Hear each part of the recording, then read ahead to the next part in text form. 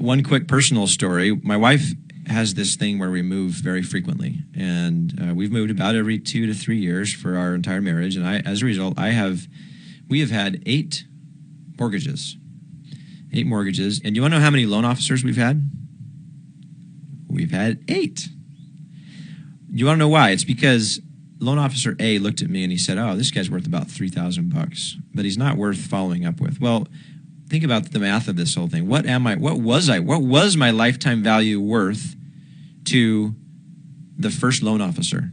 It was 8 times, let's just call it $3,000 per mortgage.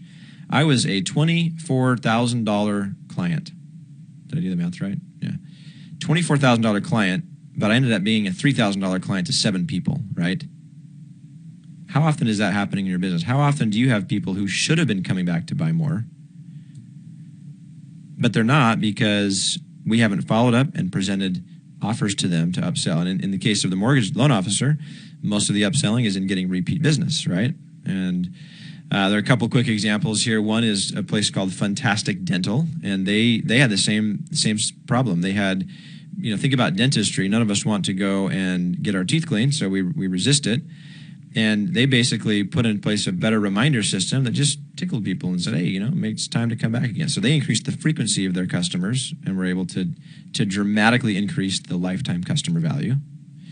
And another one, this is an online company. Jermaine Griggs runs a company called Hear and Play Music, teaching people how to just basically sit down and play without music on the piano and other instruments. And he basically said, "I'm going to take anybody, once their lifetime value achieves a $200 limit, I'm going to send a very targeted message that's just really thanking them and so forth."